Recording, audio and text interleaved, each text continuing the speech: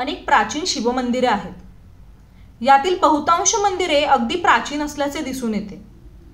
तसेच यातील अनेक मंदिरे गडकिल्ल्यांवर उभारली गेली, तर काही मंदिरे जमिनीवर बांधली गेली.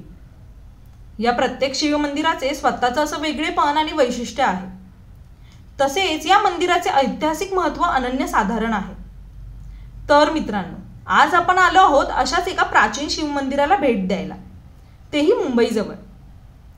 मुंबईपासून अवघ्या 60 किलोमीटर अंतरावर हे शिवमंदिर आहे.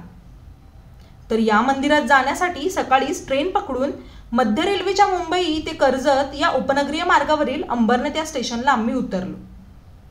तिथून एक रिक्षा करून सुमारे 2.5 किलोमीटरच्या अंतरावर असणाऱ्या या मंदिराच्या ठिकाणी पोहोचलो. अंबरनाथ शहराचे भूषण आणि लाखो भाविकांचे श्रद्धास्थान असलेले प्राचीन शिवमंदिर म्हणजे स्थापत्यकलेचा एक अद्भुत आणि अप्रतिम असा नमुना आहे.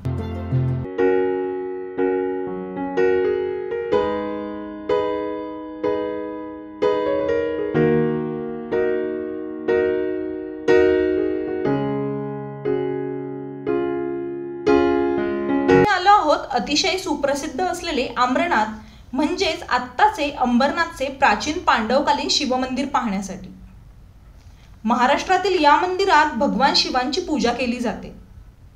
याच मंदिराला काही लोक अमरेश्वर मंदिर म्हणून देखील संबोधतात. येथे मंदिरात सापडलेल्या शिलालेखातून असे समजले जाते की या मंदिराचे बांधकाम 11व्या शतकात झाले. या मंदिराचा इतिहास महत्त्व अगदी विशेष आहे. अंबरनाथचे शिवमंदिर त्याच्या विशिष्ट वास्तुकलेसाठी प्रसिद्ध आहे. अंबरनाथचा संबंध महाभारत काळापासूनचा आहे. तसेच पांडव काळात बांधण्यात आलेले हे शिवमंदिर एका रात्रीत बांधण्यात आले असे म्हटले जाते. 11व्या शतकातलं हे मंदिर आजही आपलं वैभव टिकवून आहे. हे मंदिर भूमिज शैलीत बांधलेले आहे. शिल्पशास्त्राप्रमाणे हे शिवमंदिर सप्तांग भूमिज पद्धतीत तयार केले आहे. मंदिराच्या पायाच्या कोणांची संख्या 7 आहे, जे शिलाहारच्या वास्तुकलेचा नमुना आहे. काळ्या बेसोळचा वापर करून मंदिर बांधण्यात आलेले आहे. सध्या मंदिराचा कळस अस्तित्वात नाही. मंदिराला प्रमुख प्रवेशद्वार व आणखी 2 प्रवेशद्वार आहेत. या मंदिराच्या बाहेरील शिल्पांवर देवदेवतांचे शिल्प कोरण्यात आले आहे. या मंदिरात कपालधारी शिव, नटराज, पार्वती, चामुंडा, गरुडासन, विष्णू, कालिका माता, त्रिपुरावध मूर्ती अशा अनेक मूर्ती अगदी कुशलतेने कोरलेल्या आहेत. विशेष म्हणजे दगडी कामातून त्या काळचे वस्त्रे, आभूषणे साकारलेले आहेत. मंदिराच्या मुख्य प्रवेशद्वारावर नंदी आहे.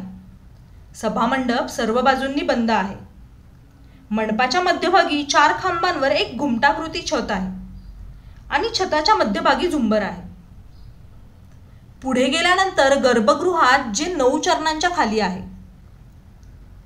तिथेच मंदिराचे मुख्य शिवलिंग आहे, जे की त्रिमस्तीचे आहे आणि हे शिवलिंग स्वयंभू आहे. वालधुनी या नदीच्या ओढ्यावर हे मंदिर आहे. मंदिराच्या बाहेरील बाजूस एक गुहा आहे. तिथे पंचवटी येथे जाते असे म्हटले जाते.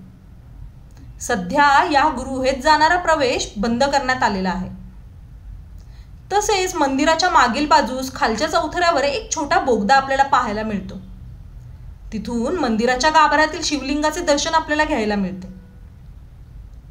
मंदिराच्या गर्भगृहाजवळ पाण्याचे टाके देखील आहेत.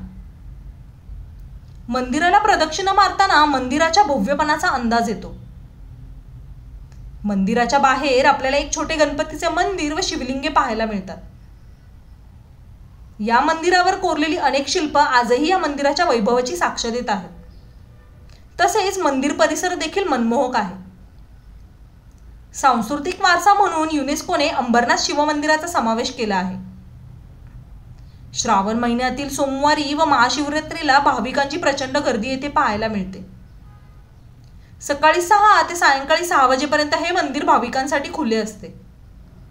अशा या स्थापत्यकलेचा उत्तम नमुना असलेल्या अंबरनाथच्या प्राचीन शिवमंदिराला तुम्हीही अवश्य भेट द्या. या प्राचीन मंदिराला भेट दिल्यानंतर शिल्पकला, कोरीव काम, इतिहास प्राचीन काळी किती मोठा होता हे आपल्याला लक्षात येते.